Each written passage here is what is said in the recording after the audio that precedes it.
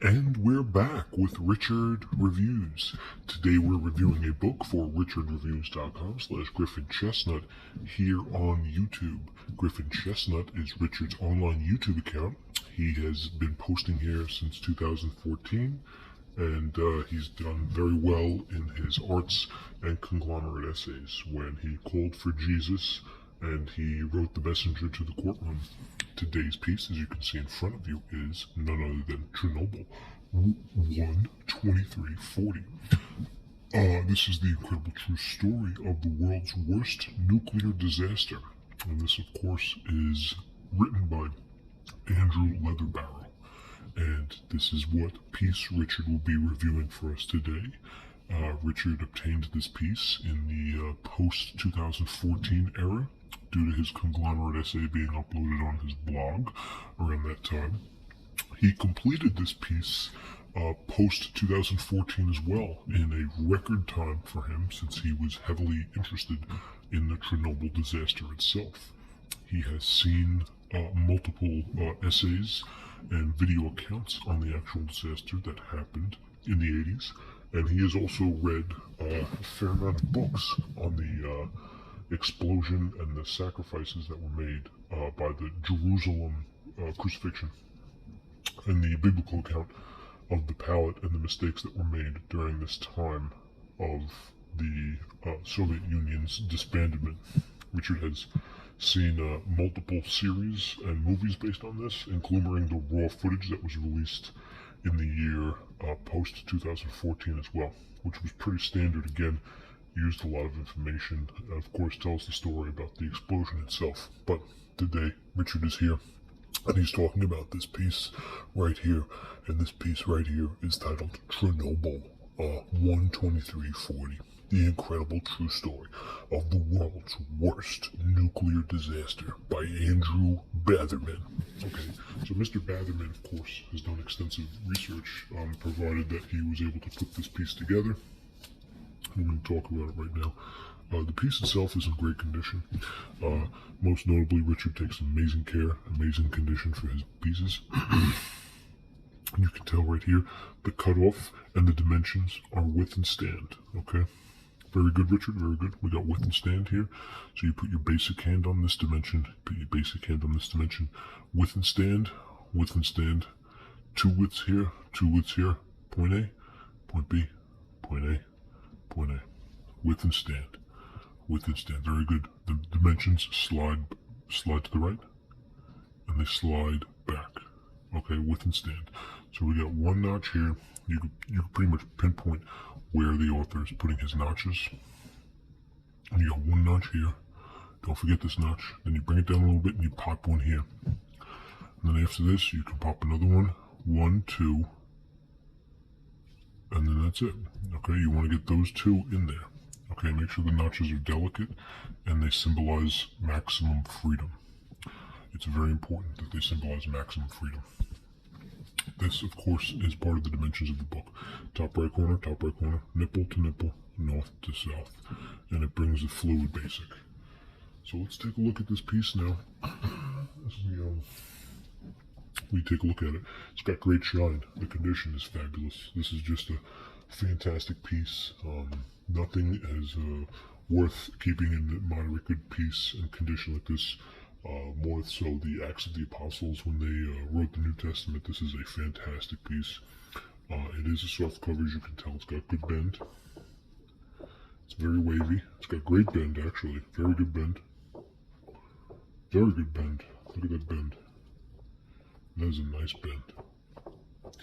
That is a nice bend. Beautiful bend. Beautiful job. Mr. Leatherbarrow, good bend on this one, man. Richard's got a hand to you. This is some solid bendage. Let's take a look at the bottom cream. Nice and good there. This cream right here, very good cream. Even top cream, more good cream. Very good. And on the side, we have what it appears to say, Chernobyl 12340 Andrew Leatherbarrow. And in the back, of course, we have more prosthetic information based on the arrhythmic information that was completed in this time period, that showed the developmental pattern that happened on April 26, 1986, at 1:23:40, which ironically is the title of this piece. We'll get into that as we keep going. The condition so far is amazing. Let's take a look inside. We get really a full glimpse into what proacted the proactive response of the Soviet Union. For thus spoke Zarathustra. Another amazing piece that Richard has done extensive background work on, and he's shown that his deliberate meaning between the past and the present shows into a parallel universe which extends through the elite, corporate, and the gourmet longitude for Poland Spring water bottles. It's really an immaculate design, who was ultimately sent to purgatory when the giant light appeared and the gates of hell came to the door. And the systematic approach was the infancy and the passion of Satan, who was not sure, ultimately did let him in, and he fabricated his story for the elders to be aware of. So, as you can tell, this piece has a lot of information backstory about the front quarter of it. And as we continue on, we will see the photographs and diagrams that are ultimately placed in the categories. And you can see here the pictures of the nightlife of what actually showed through this pastor. So this appears to be some sort of a dead feral dog, maybe a canine unit. These are more people. This is more informational pictures, which the photographer ultimately brought into the substantial array. And they brought into a significant amount of criticism from the Soviet Union, obviously from the West, the rest of Europe during this time of hatred for the government of Ukraine, and the statue pieces. So the pieces are all in black and white. Richard does want to decrease some points in this piece because they're not in color. He expected these to be in full color. Unfortunately, they are not. Here's the diagram of the actual cross section, and Richard studied this diagram very well, ultimately drew up a new version of the piece, which he considered Richard 2.0, and the conglomerate core, which he considered to be an allergic response to the pathology.